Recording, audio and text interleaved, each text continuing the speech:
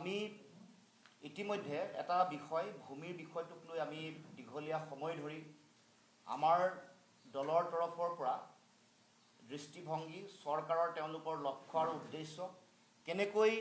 খিলঞ্জীয়া জনজাতীয় ৰাইজক কেনেকৈ তেওঁলোকে এই তেওঁলোকৰ যি আগ্ৰাসী নীতি ইয়াৰ যোগেদি তেওঁলোকক কেনেকৈ প্ৰভাৱিত কৰিব খুজিছে বা কেনেকৈ মাটি কাঢ়ি ল'ব খুজিছে সেই সম্পৰ্কত দীঘলীয়াকৈ আমি বিভিন্ন সময়ত আমাৰ বিষয়সমূহ উত্থাপন কৰিছোঁ আৰু শেহতীয়াকৈ চৰকাৰে যিখন লেণ্ড গভৰ্নেন্স কমিশ্যন যিখন বনাই দিলে প্ৰশান্ত কুমাৰ ডেকাৰ নেতৃত্বত সেই আয়োগখন বনাই দিয়াৰ পিছত মানুহৰ মাজত সৃষ্টি হোৱা যিটো আহি থাকিব লগা দিনসমূহৰ যিটো ভয়াৱহ পৰিৱেশ পৰিস্থিতি সেই সম্পৰ্কত আমি ইতিমধ্যেই সমগ্ৰ অসমৰ ৰাইজক আমি উল্লেখ কৰিছিলোঁ। আমাৰ এই প্ৰশ্ন বা আমাৰ সংবাদমেলৰ পিছতে চৰকাৰে তেওঁলোকে বিজ্ঞাপন জাৰি কৰি অসম জাতীয় পৰিষদৰ নাম লৈ তেওঁলোকে বিষয়সমূহ মানুহৰ মাজত এটা প্ৰচাৰ কৰিবলৈ তেওঁলোকে অপচেষ্টা কৰিছিল। আজি সেইকাৰণে আমি 10টা প্ৰশ্নৰে এই গোটেই বিষয়বোৰক স্পষ্টতা দিবৰ কাৰণে আমি অসম চৰকাৰক আহ্বান জনাম, কাৰণ তেওঁলোকৰ মূল লক্ষ্যটো হ'ল পুঁজিপতি বনিয়া গোষ্ঠীক তেওঁলোকে মাটি দিবৰ কাৰণে কৰা এই ষড়যন্ত্ৰ বা চক্ৰান্ত। কাৰণ অসম চৰকাৰৰ ভূমি সম্পৰ্কীয় যি আইন বা বিধি আছে বা অধিনিয়ম আছে সেইবোৰ প্ৰত্যাহাৰ বা সংশোধন কৰি সম্পূৰ্ণ এখন সংহত আইন বিধি অধিনিয়ম প্ৰস্তুত কৰাৰ যি সম্ভাৱনা আছে তাক অধ্যয়ন কৰিবৰ কাৰণে এখন আয়োগ গঠন কৰা বুলি তেওঁলোকে যিহেতু তেওঁলোকৰ বিজ্ঞাপনত উল্লেখ কৰিছে, সেইকাৰণে আমিও যিহেতু গোটেই কথা বতৰাবোৰৰ মাজত তেওঁলোকৰ এটা খুব কৌশলী স্থিতি আছে, সেইকাৰণে আমি আমাৰ মনৰ প্ৰশ্ন, এইটো আমাৰ অকল আমাৰে মনৰ প্ৰশ্ন নহয়, অসমৰ জনগণৰো মৌলিক এইবোৰ মনৰ প্ৰশ্ন আছে। কাৰণ যিখন অধিনিয়মে 1886 চনৰ ভূমি আৰু ৰাজহ অধিনিয়মে আমাৰ মাটি বাৰীৰ সুৰক্ষা দি আছিল, যিখন অধিনিয়মে আমাক 129 বছৰ ধৰি আমাৰ মাটি সম্পৰ্কীয় বিভিন্ন বিষয়সমূহক অতদিনে আমাৰ অসমৰ জনগণ খিলঞ্জীয়া ৰাইজৰ পক্ষত এই অধিকাৰসমূহ ৰক্ষা কৰিব পৰাকৈ এটা আমাক সকলোকে এটা অস্ত্ৰ হিচাপে ব্যৱহাৰ কৰি আছিলোঁ। হঠাৎ ইমান এই অধিনিয়মখন 139 বছৰৰ পিছত হঠাৎ তেওঁলোকে খুব খৰতকীয়াকৈ তেওঁলোকে কৰিবৰ কাৰণে সংশোধন কৰিবৰ কাৰণে বা এইখন নতুনকৈ ইয়াৰ যিবোৰ বিধি আছে এইবোৰ নাইকিয়া কৰি নতুনকৈ কৰিবৰ কাৰণে তেওঁলোকে কিয় খৰখেদা কৰিছে সেইবোৰক লৈ মানুহৰ মাজত ব্যাপক কৌতূহল প্ৰশ্ন জড়িত হৈ আছে। আজি 25 জুন, গতিকে অহা 5 দিনৰ পিছতে 30 তাৰিখৰ ভিতৰতে যিটো শুনানি লোৱাৰ কথা আছিল বা যিবোৰ পৰামৰ্শ দিয়াৰ কথা আছিল, যিটো revenue@gmail.com নামৰ যিটো মেইলত তেওঁলোকে এইবোৰ বিভিন্ন ধৰণৰ কথা বতৰা দিবৰ কাৰণে তেওঁলোকে উল্লেখ কৰিছিল, এইটো আৰু 5 দিনৰ পিছতে শেষ হ'ব। গতিকে এই এনেকুৱা এটা সময়ত আমি কেইটামান বিষয় আমি উত্থাপন কৰিব খুজিছোঁ। প্ৰথম বিষয়টো হ'ল অসমত প্ৰচলিত মাটিৰ বিষয়ে থকা সকলো আইন বা নিয়মাৱলী বিলোপ কৰি এখন মাত্ৰ আইন ইণ্টিগ্ৰেটেড এক্ট তেওঁলোকে প্ৰণয়ন কৰিব বিচাৰিছিল নেকি, কৰা হ'ব নেকি, এই প্ৰশ্নটোৰ উত্তৰ দিব লাগে। কাৰণ বিভিন্ন ধৰণৰ 1886 চনৰ ভূমি আৰু ৰাজহ অধিনিয়ম আছে, তাৰ পাছত সংশোধনী 1927 চনত কৰা হৈছে। গতিকে এইবোৰৰ পিছত আইন আৰু বিধিসমূহ সকলোকে একেলগ কৰি তেওঁলোকে এখন ইণ্টিগ্ৰেটেড এক্ট কৰিবৰ কাৰণে তেওঁলোকে চিন্তা চৰ্চা কৰিছে নেকি, এইটো অসমৰ জনগণক জনাব লাগে। এইটো আমাৰ প্ৰথম প্ৰশ্ন। দ্বিতীয়, সময়ৰ লগত সংগতি ৰাখি প্ৰতিখন সংশ্লিষ্ট আইনৰ প্ৰয়োজনীয়তা বুলি অনুভৱ কৰা দফাবোৰ গুচাই দি নতুন ধাৰা সংযোজন কৰা হ'ব নে সম্পূৰ্ণৰূপে পুৰণি ধাৰা বা দফাবোৰ গুচাই একেবাৰে নতুন ধৰণৰ দফাৰে এখন বা কেইবাখনো আইন প্ৰণয়ন কৰা হ'ব নেকি, এই কথা অসমৰ ৰাইজক জনগণক জনাবৰ কাৰণে আমি প্ৰশ্ন উত্থাপন কৰিছোঁ, দাবী উত্থাপন কৰিছোঁ। এইবোৰ মানুহৰ মনৰ প্ৰশ্ন, আমি অসম চৰকাৰক উত্থাপন কৰিব খুজিছোঁ। তাৰপিছত 3 আৰু 4 এই দুইটা আমাৰ সন্মানীয় উপসভাপতি ডাঙৰীয়াই আপোনালোকৰ আগত ব্যাখ্যা কৰিব। 5 নম্বৰ, সংশোধনীৰ প্ৰস্তাৱবোৰ কোনোবাই ইতিমধ্যে তৈয়াৰ কৰি থৈ এতিয়া আয়োগৰ এই গোটেই অনুমোদনবোৰ কোনোবাই বহুজাতিক কোম্পানী কিছুমানে তৈয়াৰ কৰি দিছে নেকি খৰখেদাকে। কাৰণ এই এনেকুৱা ধৰণৰ এখন আইন প্ৰণয়ন কৰিবৰ কাৰণে বিধি বা অধিসূচনা প্ৰস্তুত কৰিবৰ কাৰণে এটা দীঘলীয়া পৰিক্ৰমা, বহু সময়ৰ প্ৰয়োজন। সৰু এটা সংশোধনীৰ কাৰণে 2-3টা মাহ ন্যূনতম লাগে। গতিকে এখন ডাঙৰ আইন এখন যদি সংশোধন কৰিব লগা হয়, কাৰোবাৰ আম্বানী আদানীয়ে বনাই দিয়া আইন বা ৰামদেৱৰ তেওঁলোকৰ স্বাৰ্থ পূৰণ কৰিবৰ কাৰণে এই প্ৰস্তাৱবোৰ তেওঁলোকে তৈয়াৰ কৰি ইতিমধ্যে চূড়ান্ত ৰূপৰেখা গঢ়ি তোলা বা এই গোটেই কথা বতৰাবোৰ সম্পূৰ্ণ কৰাৰ পাছত কেৱল মাত্ৰ আয়োগখনক মানুহৰ আগত ৰাখি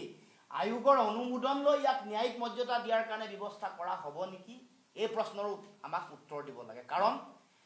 এইটো মানুহৰ মাজত সন্দেহ হৈছে, এইটো কেৱল মাত্ৰ অনুমোদন লোৱাৰ ব্যৱস্থাহে, ন্যায়িক মৰ্যাদা দিয়াৰ কাৰণে যে কেৱল মাত্ৰ এই আয়োগখনক ব্যৱহাৰ কৰা হৈছে নেকি, এই কথাও আমি উত্তৰ বিচাৰিছোঁ। আয়োগৰ প্ৰতিখন সভাৰ কাৰ্যবিৱৰণী ৰাজহুৱাকৈ উপলব্ধি হ'বনে নহয়, যেনে বাতৰি কাকত বা বিজ্ঞাপন বা বিবৃতি যোগে উপলব্ধি হ'বনে নহয়, এই প্ৰশ্ন উত্থাপন কৰিব। আয়োগৰ প্ৰতিখন সভাৰ কাৰ্যবিৱৰণী প্ৰচিডিং, তেওঁলোকৰ সভাৰ প্ৰচিডিং, সভাৰ কাৰ্যবিৱৰণীৰ প্ৰতিলিপি তথ্য জনাৰ যি আইন আছে তাৰ আধাৰত যেতিয়া আমি বিচাৰিম, সেই এই আইনৰ আধাৰত ইয়াত সংযোগ হৈ আছে নাই বা সেই আইনৰ অধীন হয়নে নহয়, তথ্য জনাৰ আইনৰ অধীন হয়নে নহয়, প্ৰতিটো কাৰ্যবিৱৰণী যেতিয়া আমি বিচাৰিম বা জনগণে বিচাৰিব, ৰাইজে বিচাৰিব, সেইটো তথ্য জনাৰ আইনৰ অধীনত পৰে নে নপৰে আমাক জনাব লাগে। আয়োগে কিবা দিহা পৰামৰ্শ যদি গ্ৰহণ কৰা নহয়, তেনেহ'লে উক্ত পৰামৰ্শ কিয় গ্ৰহণ কৰা নহ'ল তাক সভাৰ কাৰ্যবিৱৰণীত যুক্তি সহকাৰে স্পীকিং অৰ্ডাৰত লিপিবদ্ধ কৰা হ'বনে নহয়। যদি কোনোবাই আমি দিয়া পৰামৰ্শ এটা যদি গ্ৰহণ কৰা নহ'ল, কিয় গ্ৰহণ কৰা নহ'ল, যুক্তি সহকাৰে তাক স্পীকিং অৰ্ডাৰত তেওঁলোকৰ কাৰ্যবিৱৰণীত তেওঁলোকে লিপিবদ্ধ কৰিবনে নকৰিব, এই প্ৰশ্নটো আমি উত্থাপন। কাৰণ এইবোৰ বিষয় স্পষ্ট নোহোৱাকৈ সৰু এটা বিজ্ঞাপন মানুহে নেদেখাকৈ অকণমান বিজ্ঞাপন এটা দি দিব, সৰু এটা বিজ্ঞাপন দি খৰখেদাকৈ, আগতে ইয়াৰ দিন তেওঁলোকে মে'ৰ 31 তাৰিখ আছিল, আমি ছেপ্টেম্বৰ 30 তাৰিখলৈকে দাবী উত্থাপন কৰিছিলোঁ। ইয়াৰ যিটো মানুহে দিয়া দিহা পৰামৰ্শ, মানুহৰ বিভিন্ন ধৰণৰ তেওঁলোকে ইমেইল যোগে দিয়া পৰামৰ্শ গ্ৰহণ কৰাৰ তাৰিখ 30 ছেপ্টেম্বৰলৈকে বঢ়াবৰ কাৰণে দাবী উত্থাপন কৰিছিলোঁ, নবঢ়াই 30 জুন তেওঁলোকে কৰিলে। কৰাৰ পাছতো এই কথাবোৰ মানুহৰ মনলৈ আহিছে, এই প্ৰশ্নবোৰ আহিছে। 8 আৰু 9 এই দুয়োটা বিষয়ো আমাৰ উপসভাপতি আপোনালোকৰ মাজত বিষয়বোৰ উত্থাপন কৰিব। এতিয়া আহিলোঁ 10 নম্বৰ প্ৰস্তাৱ, 10 নম্বৰ প্ৰশ্ন, ট্ৰাইবেল বেল্ট আৰু ব্লকবোৰ সুৰক্ষিত হ'বনে নহয়। ট্ৰাইবেল বেল্ট ব্লক সম্পৰ্কত মহামান্য উচ্চতম ন্যায়ালয়ে দেশৰ সংবিধান, আইন, বিধি ব্যৱস্থাত অতি শক্তিশালীভাৱে যিবোৰ জনজাতীয় আবেষ্টনী আছে এইবোৰ সংৰক্ষণৰ কাৰণে ব্যৱস্থা কৰিবৰ কাৰণে ইতিমধ্যে সিদ্ধান্ত আছে। কিন্তু আমি দেখিবলৈ পাইছোঁ যে অসম চৰকাৰে বিটিআৰ বড়ো স্বায়ত্তশাসিত পৰিষদৰ অঞ্চলসমূহত ইতিমধ্যে মাটি অধিগ্ৰহণ কৰিবৰ কাৰণে তেওঁলোকে সিদ্ধান্ত গ্ৰহণ কৰিছিল। প্ৰতিবাদ আৰু আমাৰ সংবাদমেলৰ পিছত আমি দেখিলোঁ যে অসমৰ মুখ্যমন্ত্ৰীয়ে এতিয়া মাটি নলওঁ বুলি কৈছে। আমি বড়ো ভূমিৰ মাটি নলয় আমি বুজি পালোঁ। এতিয়া ডিমা হাছাও স্বায়ত্তশাসিত পৰিষদ আৰু কাৰ্বি আংলং স্বায়ত্তশাসিত পৰিষদৰ সম্পৰ্কত তেওঁলোকৰ স্থিতি কি, তাত থকা জনজাতীয় মানুহৰ তেওঁলোকৰ ভূমি আৰু তেওঁলোকৰ মাটিৰ ভৱিষ্যত সম্পৰ্কত আমাৰ প্ৰশ্ন স্পষ্ট যে তেওঁলোকে কি কৰিব খুজিছে। তাৰ পাছত আমি পলাশবাৰী সমষ্টিৰ য'ত তেওঁলোকে যিটো ছেটেলাইট টাউনশ্বিপ কৰিব খুজিছে, য'ত ৰাভা, গাৰো, বড়ো, আদিবাসী, চাহ জনজাতীয় মানুহ আটাইতকৈ প্ৰভাৱিত হ'ব, সেই বাগান আৰু যিটো জলাশয় সেই অঞ্চলসমূহৰ সম্পৰ্কত তেওঁলোকৰ স্থিতি কি হ'ব, সেই সম্পৰ্কতো আমি সেইকাৰণে ট্ৰাইবেল বেল্ট আৰু ব্লকবোৰ সুৰক্ষিত হ'বনে নহয়। কাৰণ এই তেওঁলোকৰ যিটো কাম কাজ, সেই কাম কাজ এইটো প্ৰমাণ কৰিছে যে চৰকাৰখনে খিলঞ্জীয়া, থলগিৰি, ভূমিপুত্ৰ জনজাতীয় মানুহ তেওঁলোকে পাব লগা প্ৰাপ্য অধিকাৰ, মাটি ভেটিৰ অধিকাৰ বঞ্চিত কৰিবৰ কাৰণে মুখ্যমন্ত্ৰীয়ে নিজৰ ব্যৱসায়িক স্বাৰ্থত, ব্যক্তিগত স্বাৰ্থত,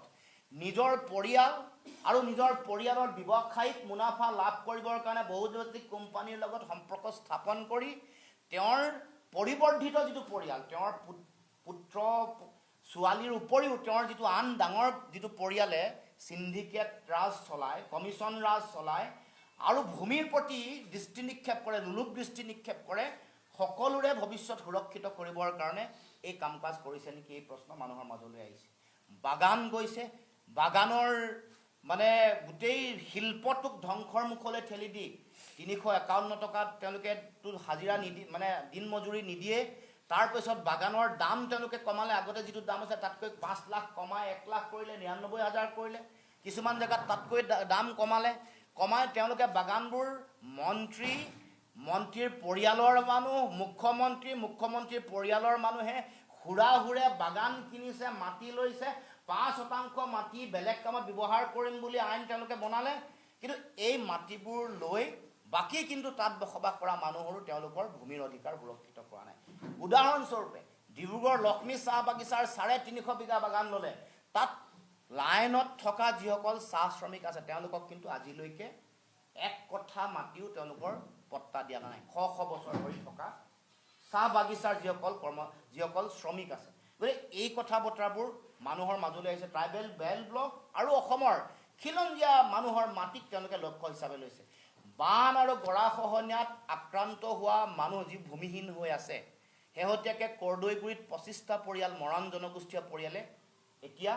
তেওঁলোকে চৰকাৰী বিভিন্ন অনুষ্ঠানত থাকিব লগা হৈছে মাটি সম্পূৰ্ণৰূপে গ'ল সমূলঞ্চে গ'ল হৰিশংকৰ ব্ৰহ্মৰ প্ৰতিবেদন মতে 6 লাখ ভূমিহীন পৰিয়াল আছে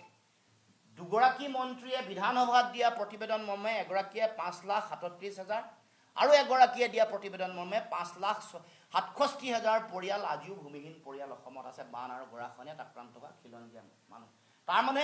সেইসকল মানুহক সংস্থাপন নিদি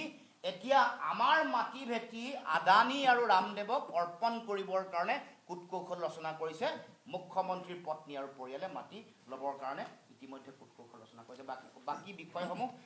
উত্থাপন কৰিবৰ কাৰণে আমাৰ সন্মানীয় উপসভাপতি চন্দ্ৰকান্ত দাসজনীয়াক মই অনুৰোধ জনাইছোঁ সেইখনত 3 নম্বৰ দফাটোত আমি কৈছোঁ যে মাটি কিনা বেচাৰ ক্ষেত্ৰত অষ্ট্ৰেলিয়া আৰু কিছুমান দেশত আমি শুনিছোঁ নিয়ম আছে যে মাটিৰ ডিডখন যেতিয়া চেল ৰেজিষ্ট্ৰেশ্যন হয় পঞ্জীয়ন হয় লগে লগে কম্পিউটাৰৰ যোগে মানে নামজাৰিটো হৈ যায় কিন্তু আমাৰ ইয়াত দেখিব আপোনালোকে যে বাতৰি কাকতত প্ৰায় বাতৰি ওলাই থাকে যে মাটিৰ গৰাকীয়ে নজনাকৈ গৰাকীৰ নামত বেলেগৰ নামত নামজাৰি হৈ গ'ল ভুৱা নামজাৰি হয় মৰা মানুহৰ মাটিৰো নামজাৰি হৈ যায় এই খেলিমেলি যিহেতু হয় সেইকাৰণে আমি বিচাৰোঁ যে আগৰ যিটো আপোনাৰ আসাম লেণ্ড এণ্ড ৰেভিনিউ ৰেগুলেশ্যনত বিধান আছে যে মাটি কিনাৰ 6 মাহৰ ভিতৰত চাৰ্কুল অফিচাৰৰ তাতে গৈ পেলাই এটা নামজাৰি গোচৰ ষ্টাৰ্ট দিব লাগে সেই নামজাৰি গোচৰটো দিলে কি হয় যাৰ পৰা মাটি কিনা বুলি কৈছে কিনোতাজনে সেইজনক এটা কপি দিয়া হয় নটিছখন পালে সেইজন মানুহে গম পাব যে মই মাটি বেচিছোঁ নে নাই আৰু যদি যিজনে নামজাৰি বিচাৰিছে তেওঁৰ নামত নামজাৰি হোৱাত যদি কিবা বাধা আছে তেতিয়াহ'লে তেওঁ আপত্তি দিব এতিয়া যদি কম্পিউটাৰেদি যদি লগে লগে দলিল ৰেজিষ্টাৰ কৰাৰ দিনাই যদি মোৰ মাটি কাৰোবাৰ নামত যদি ৰেজিষ্ট্ৰেশ্যন হৈ যায় ভয়ানক ঘটনা হ'ব তেতিয়া মই যিজনে কিনিব তেওঁ মোক আহি ক'ব যে তুমি মোৰ মাটিৰ পৰা উঠা মোৰহে নামত নামজাৰি হৈছে আজি এইবিলাক নোহোৱা ক'বৰ কাৰণে আমি বিচাৰিছোঁ যে সেই পুৰণি প্ৰচলিত যিটো নামজাৰি পদ্ধতি আছে যিটো 139 বছৰ ধৰি চলি আছে সেইটো বাহাল ৰাখিব লাগে আৰু দ্বিতীয় কথা হ'ল 4 নম্বৰটো যে মই নিজে আপোনাৰ ৰেভিনিউ ডিপাৰ্টমেণ্টত বহুত বছৰ কাম কৰিছিলোঁ এটা বা দুটা দফা সংশোধন কৰোঁতে কি হয় যে প্ৰথমতে তলৰ পৰা প্ৰস্তাৱ আহে প্ৰস্তাৱটো ৰেভিনিউ ডিপাৰ্টমেণ্টত বিভিন্ন ষ্টেজত বিচাৰ কৰি চায় যে এইটো সংশোধন কৰা উচিত হয়নে নহয় তাৰপিছত আপোনাৰ ৰেভিনিউ ছেক্ৰেটাৰী মিনিষ্টাৰ চবৰে এপ্ৰুভেল লাগিব তাৰপিছত কি কৰা যায় ল ডিপাৰ্টমেণ্টৰ অপিনিয়ন লোৱা হয় লেজিছলেটিভ ডিপাৰ্টমেণ্টৰ অপিনিয়ন লোৱা হয় যে ভাষাটো ঠিক আছে কি নাই আৰু যদি বিত্তীয় কিবা মানে কথা থাকে তেতিয়াহ'লে ফাইনেন্স ডিপাৰ্টমেণ্টৰ অপিনিয়ন লোৱা হয় তাৰপিছতে কেবিনেটত যায় কেবিনেটৰ এপ্ৰুভেল হ'লেহে সংশোধন এটা হয় গতিকে এটা সাধাৰণ সংশোধনতো আমি দেখিছোঁ একবিলাকত প্ৰায় 2-3 মাহ 4 মাহ সময় লাগি যায় এতিয়া এই কমিটিটোৱে ইমান দৌৰাদৌৰি লগাইছে যে মানে মানুহক পৰামৰ্শ দিবলৈ কৈছে 2 মাহ সময় দিয়া নাই এতিয়াহ'লে যিটো বস্তু মোৰ বোধেৰে 4-5 বছৰ লাগিব লাগে তেওঁলোকে 3-4 মাহত যে ইমান খৰখেদা লগাইছে ইমান তীব্ৰ গতিত গৈছে ইয়াত সন্দেহ কৰাৰ স্থল আমি দেখা পাওঁ যে ইমান দৌৰাদৌৰিখন কিয় লগাইছে আৰু দ্বিতীয়তে হ'ল কি এতিয়া আপোনাৰ বানপানী হৈ গ'ল বহুত ঠাইত মানুহে কোনোবাই কঠীয়া উঠাইছে, উঠাই নিব ওলাইছে খেতিৰ পথাৰত, কোনোবাটো কঠীয়া বেয়া হ'ল আকৌ কঠীয়া ৰুইছে। যাৰ মানে মাটিৰ লগত যোগ আছে, মাটি সেই মানুহবিলাক ব্যস্ত এতিয়া। এইখিনি সময়ত মানুহে ইমেইলত কেনেকৈ আপোনাৰ পৰামৰ্শ দিব, আৰু পৰামৰ্শ কিহৰ ওপৰত দিব? কাৰণ চৰকাৰে কি কৰিব ওলাইছে সেইটো জানিব দিয়া নাই, যে কোনটো আইনৰ কোনটো দফা কেনেদৰে সংশোধন হ'ব সেইটো জানিব দিলেহে ৰাইজে পৰামৰ্শ দিব পাৰিলেহেঁতেন। ৰাইজক এইটো মানে আন্ধাৰত ৰাখি পেলাই এই কামটো যে কৰিছে ইমান খৰখেদা, এইটো ঠিক কৰা নাই। তাৰপিছত আপোনাৰ আমাৰ এটা ভয় হৈছে কি, যিটো কয় যে সংশোধনী প্ৰস্তাৱবোৰ কোনোবাই ইতিমধ্যে তৈয়াৰ কৰি থৈ এতিয়া আয়োগৰ অনুমোদন লৈছে নেকি। কাৰণ তেওঁলোকৰ যিটো খৰখেদা দেখুৱাইছে, ইমান সোনকালে যে ইমানবিলাক বস্তু যে আলোচনা কৰি ব্যৱস্থা ল'ব পাৰিব আমাৰ সন্দেহ হয়। সেইকাৰণে আমি কৈছোঁ কি, এইটো ক'ব লাগে যে অলৰেডি কি কোনোবাই বনাই দিছে নেকি তেওঁলোকক। কাৰণ কথাটো কি হৈছে, যদি আপোনাৰ আৰু এটা আমি কথা শুনিছোঁ যে বহুত মানুহে বোলে পৰামৰ্শ ইতিমধ্যে দিছে, আমি পৰামৰ্শ দিব পৰা নাই কিয়, যে আমি নাজানো কি সংশোধন হ'ব। নাজানাকৈ মই শুনিছোঁ কোনোবাই কৈছে যে মানুহে পৰামৰ্শ দিছে। সেইকাৰণে আমি অনুৰোধ কৰোঁ যে আয়োগৰ বা ৰেভিনিউ ডিপাৰ্টমেণ্টৰ যিটো ৱেবছাইট আছে, ৱেবছাইটত সেই সকলোবোৰ আপোনাৰ পৰামৰ্শ যিয়ে পঠিয়াইছে বা যি সংগঠনে পঠাইছে তেওঁলোকৰ নাম ঠিকনা দি আপলোড কৰক। তেতিয়া আমি গম পাম যে এইবিলাক একেখনে 10জন মানুহে বেলেগ বেলেগ একেলগে চাইন কৰি দিছে নে কোনোবা সংগঠন বা পাৰ্টিয়ে বনাই দিছে নেকি এইবিলাক ছাপোৰ্ট কৰি পেলাই, সেইটো জানা অতি প্ৰয়োজন। সেইকাৰণে আমি অনুৰোধ কৰোঁ আয়োগক যে তেওঁলোকে যিমানবিলাক পৰামৰ্শ পাইছে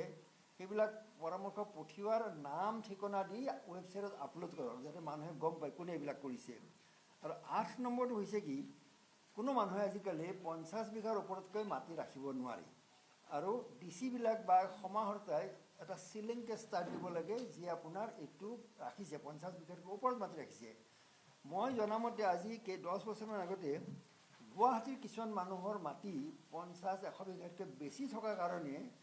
এটা ইনকুৱাৰী হৈছিলে। এজন অতিৰিক্ত উপায়ুক্তই কামৰূপ জিলাৰ মেট্ৰ'ৰ ইনকুৱাৰী কৰিলে, কৰি তেওঁ ৰিপৰ্ট দিলে যে এইবিলাক মাটি বেছি আছে, এইবিলাক 50 বিঘাতকৈ বেছি মাটি চৰকাৰে নিজৰ কৰিব লাগে। তেতিয়া যাৰ মাটি আছিলে তেওঁলোকে হাইকোৰ্টত গ'ল মই শুনামতে, আৰু হাইকোৰ্টৰ কেছটো কি হ'ল গম নাপালোঁ। এতিয়া চৰকাৰে কি কৰিব লাগিছিলে যে ডিচি বা এডিশ্যনেল ডিচিৰ অৰ্ডাৰৰ এগেইনষ্টে আপিল হয় বৰ্ড অফ ৰেভিনিউত, আছাম বৰ্ড অফ ৰেভিনিউত, হাইকোৰ্টত নহয়। অসম চৰকাৰক এতিয়াও অনুৰোধ কৰোঁ যে যিটো ইনকুৱাৰী কৰা হৈছিলে, যিটোত গম পোৱা গৈছিলে যে বহুত মানুহৰ 50 বিঘাতকৈ বেছি মাটি আছে, সেই গোচৰবিলাক হাইকোৰ্টক ক'ব লাগে যে এইটো আপোনালোকৰ শুনাৰ সময় অহা নাই, এইটো বৰ্ড অফ ৰেভিনিউত আমি লৈ যাম, কেছটো দিয়ক, বৰ্ড অফ ৰেভিনিউত আপিল লৈ দিব লাগে। আৰু যিসকল ডিচিয়ে বা কালেক্টৰে জানি বুজিও 50 বিঘাতকৈ বেছি মাটি থকা মানুহৰ পৰা কেছ দিয়া নাই, চিলিং কেছ, সেইসকলৰ এগেইনষ্টে একশ্যন ল'ব লাগে। আমি এইটো কথা কৈছোঁ। কাৰণ অসমত আপোনাৰ এতিয়া প্ৰায় 14 লাখমান এনেকুৱা পাট্টাদাৰ আছে যাৰ মাটি 3 বা 4 বিঘাতকৈ বেছি নহয়। আপোনালোকে নিজেই দেখিব, আপোনালোকৰ গাঁৱত খেতিয়ক সাধাৰণ খেতিয়ক চাব 4 বিঘা বা 5 বিঘাতকৈ বেছি মাটি নাই। তেনেস্থলত একোটা পৰিয়ালক বা এজন মানুহৰ 1000 বিঘা বা 800 বিঘা মাটি থকাৰ কোনো যুক্তি নাই। আৰু এখন গণতান্ত্ৰিক ৱেলফেয়াৰৰ দেশত এই বস্তুটো নচলে। আৰু এটা কথা হ'ল আপোনাৰ এই যে হঠাৎ যে আইনবিলাক যে বদলাব ওলালে, আমাৰ প্ৰশ্ন হৈছে যে কোনোবাই এই আইনবিলাক বদলোৱাটো বিচাৰিছিল নেকি? সেইটোতো আমাক ৰাইজে চৰকাৰে জনোৱা নাই যে কোনোবাই বিচাৰিছে, নাই জনোৱা। তাতে কোনো ড্ৰাফ্ট দিয়া নাই। ড্ৰাফ্ট নিদিলে আমি কিহৰ ওপৰত কমেণ্ট দিম? আচ্ছা, তাৰপিছত হ'ল কি, আমি এতিয়াও কৈছোঁ যে যিখন ড্ৰাফ্ট সংশোধন আছে খচৰা, সেইখন ৰাজহুৱা কৰক। সেইখনৰ ওপৰতহে মানুহে সুস্থিৰভাৱে চাই চিন্তা কৰি পেলাই কমেণ্ট দিব পাৰিব, মতামত দিব পাৰিব। আৰু এই বিষয়ে অসমৰ বিভিন্ন ঠাইত আয়োগে গৈ পেলাই ৰাইজৰ পৰা শুনানি ল'ব লাগে। আৰু এটা বৰ ইম্পৰ্টেণ্ট কথা হ'ল, আমাৰ ভয় হৈছে কি যে পুৰণি ৰেকৰ্ডবিলাক নোহোৱা কৰি দিব নেকি কম্পিউটাৰৰ নামত। কাৰণ কাৰ মাটি কোনে কেতিয়া দখল কৰিছিলে, এতিয়া বহুত মানুহ আছে আপোনাৰ দুখ লগা কথা, ধৰক কোনোবাই গোৱালপাৰা বা কামৰূপতে মাটিত চৰকাৰী মাটিত বহি আছে, তেওঁলোকে কৈছে কি যে আমাৰ মাটি গোৱালপাৰা কামৰূপ জিলাত বা দৰঙত গৰাখহনীয়াত গ'ল, আমাৰ মাটি আছিলে। সেইটো এতিয়া প্ৰমাণ কেনেকৈ কৰিব যদি আপুনি পুৰণি চিঠা বা জমাবন্দী নাচায়? সেইকাৰণে পুৰণি চিঠা জমাবন্দী 100 বছৰৰো জমা থাকিব লাগে। মাটিৰ কাজিয়া লাগিলেও কোনে কাৰ মাটি কোন চনত কিনিছিলে নে নাই সেইটো প্ৰমাণ কৰিবলৈ পুৰণি চিঠা জমাবন্দী খুব দৰকাৰ সেইকাৰণে পুৰণি চিঠা আৰু জমাবন্দীবিলাক যাতে নষ্ট কৰি নেপেলায় এইটো আমাৰ হ'ল অনুৰোধ তাৰপিছত আপোনাৰ আমি বাৰে বাৰে আৰু কৈছিলোঁ যে 30 ছেপ্টেম্বৰলৈকে সময় দিয়ক যাতে মানুহে কি ক'ব লগা আছে ভাবি পেলাই ক'ব পাৰে মানুহৰ মাজত সজাগতা যেন এতিয়া অহা নাই তেনেকুৱা সেইটো দেখা গৈছে মানা হোৱা নাই আজি 25 তাৰিখ হ'ল জুনৰ আমি আজিও অনুৰোধ কৰিছোঁ যে অহা 30 ছেপ্টেম্বৰলৈ সময় দিয়ক আৰু তাৰে আগতে লাগিলে ৱেবছাইটতে হওক তেওঁলোকৰ কিবা যদি খচৰা আছে সেইখন প্ৰকাশ কৰক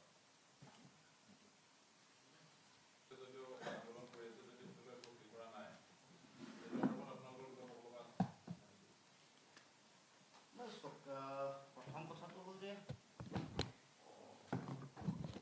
তেওঁলোকে মাটি কাৰ্বি আংলং ডিমা হাছাও আৰু বড়োভূমিত তেওঁলোকে ইতিমধ্যে বহু সময় মানুহে ভবা নাছিল যে এখনে তেওঁলোকে ভাবি আছিল বিশেষকৈ তাৰ যিহেতু কাউন্সিলসমূহ তেওঁলোকৰ লগত আছিল তেওঁলোকে ভাবিছিলে যে তাত তেওঁলোকে মাটি অধিগ্ৰহণ কৰিলেও কোনো ধৰণৰ বিৰোধ নহ'ব কমন মানুহৰ কিন্তু যেতিয়াই বিৰোধ হ'ল তেতিয়াই মুখ্যমন্ত্ৰীয়ে বড়োভূমিত তেওঁলোকে নকৰোঁ বুলি ক'বলৈ বাধ্য হৈছে বা জনগণৰ সংক্ষোভ দেখি কাৰণ বিটিআৰ নিৰ্বাচন সমাগত বৰ বেছি দিন নাই গতিকে বিটিআৰ সম্পৰ্কত ষ্টেটমেণ্ট দিছে তাৰ পাছত দ্বিতীয় ডিমা হাছাও সম্পৰ্কতো তেওঁ কিবা এটা ষ্টেটমেণ্ট দিয়া দেখিবলৈ পাইছে কিন্তু তাতো তেওঁলোকে ইতিমধ্যেতো মাটি দিয়া কাম আৰম্ভ কৰিছে ডিমা হাছাত আৰম্ভ কৰিলে তেওঁ কিয় দিয়া নাই বুলি যদি কয় যে কাৰ্বি আংলঙত নাই দিয়া কাৰণ কাৰ্বি আংলঙৰ CMৰ লগত মুখ্যমন্ত্ৰী অতি ঘনিষ্ঠ সম্পৰ্ক গতিকে ভাবিছে যে ইয়াত চলি যাব আৰু ইয়াত তেওঁ কণ্ট্ৰল কৰি ল'ব পাৰিব কিন্তু যি আমি জনজাগৰণ দেখিছোঁ আমি পলাশবাৰীত যোৱা 2 দিনৰ আগত যিমান বিশাল হাজাৰ বিজাৰ মানুহ ওলাই আহিছে কাইলৈ পৰহিলে কাৰ্বি আংলং আৰু ডিমা হাছাওতো ব্যাপক গণ অভ্যুত্থান হ'ব গণ আন্দোলন হ'ব কাৰণ মাটি থাকিলেহে জাতি থাকিব গতিকে তেওঁলোকৰ জনজাতি বিৰোধী চৰকাৰৰ যিটো চৰিত্ৰ এইটো লাহে লাহে ওলাই পৰিছে ভোটটোক ঠিকে লৈ আছে ভোট মানে তেওঁলোকে ল'বৰ কাৰণে বিভিন্ন ধৰণৰ চলাহী কথা কয় ভোট বেংকৰ বিভিন্ন ৰাজনীতি কৰি আছে কিন্তু দেখিছে যে এইখন চৰকাৰ বিজেপিৰ চৰকাৰ হিমন্ত বিশ্ব শৰ্মাৰ নেতৃত্বাধীন যিখন চৰকাৰ এই চৰকাৰখন জনজাতি বিদ্বেষী জনজাতি বিৰোধী লক্ষ্য বেলেগ একো নহয় জনজাতীয় ৰাইজৰ যিবোৰ 6 শিডিউল এৰিয়াত এনেও এনেকৈ মাটি বেদখল বা অধিগ্ৰহণ কৰিব নোৱাৰে তাতো তেওঁলোকে লক্ষ্য হিচাপে লৈ যেতিয়া আম্বানী আদানী বা ৰামদেৱক সন্তুষ্ট কৰিব খুজিছে তেতিয়াহ'লে এইটো কথা নিশ্চিত যে মুখ্যমন্ত্ৰীৰ লোলুপ দৃষ্টি এবাৰ জনজাতীয় ৰাইজৰ মাটিৰ ওপৰত এতিয়া আমি জনজাতীয় ৰাইজৰ মাটিৰ কথা কৈছোঁ তাত প্ৰতিবাদো হৈছে সকলোৱে মানুহ মাতিছে কিন্তু যিখিনি অজনজাতীয় থলুৱা লোক তেওঁলোকৰ মাটিওতো ইতিমধ্যে গৈ আছে বহু ধুনীয়া নিশ্চিতভাৱে বহুত মানে সেইটো কাৰণেইতো আমি কৈ আছোঁ যে আমাৰ মাটিৰ অধিকাৰ সুৰক্ষিত হ'ব লাগে অসম চুক্তিৰ 6 নম্বৰ দফাই এই কথা কৈছিল স্পষ্ট ৰূপত ভূমিৰ এটা সুকীয়া শিতান আছে তাত বিধি ব্যৱস্থা কি ল'ব লাগে সেই সম্পৰ্কত স্পষ্ট ৰূপত তেওঁলোকে আনকি আইনৰ বিভিন্ন ধৰণৰ দফা সন্নিৱিষ্ট কৰিও তেওঁলোকে এই কথাবোৰ তেওঁলোকে উল্লেখ কৰিছে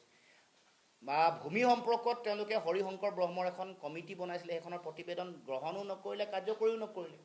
গতিকে মূল কথা হ'ল জনজাতীয় আবেষ্টনী যিবোৰ আছে য'ত সাংবিধানিকভাৱে তাত তেনেকৈ ভূমি বেদখল মানে তেনেকৈ দখল কৰিব নোৱাৰে তাতে যেতিয়া হাত দিছে বাকী অঞ্চলসমূহত দিয়াটো স্বাভাৱিক ইতিমধ্যে হৈছে বাগানসমূহো দিছে গতিকে অসমৰ মাটি যাতে সুৰক্ষিত হ'ব পাৰে তাৰ কাৰণে অসম চুক্তিৰ 6 নম্বৰ দফা যিবোৰ এক্সিষ্টিং যিবোৰ আইন আছে যিবোৰ মেনুৱেল আছে সেইবোৰৰ মতে ব্যৱস্থা হ'ব লাগে আৰু আমাৰ মাটি কোনো কাৰণতে যাতে কাঢ়ি লৈ যাব নোৱাৰে তাৰ কাৰণে শক্তিশালী ব্যৱস্থা গ্ৰহণ কৰিবৰ কাৰণে অসম চুক্তিৰ 6 নম্বৰ দফা আৰু হৰিশংকৰ ব্ৰহ্মৰ প্ৰতিবেদন তাৎক্ষণিকভাৱে কাৰ্যকৰী কৰিবৰ কাৰণে আমি দাবী উত্থাপন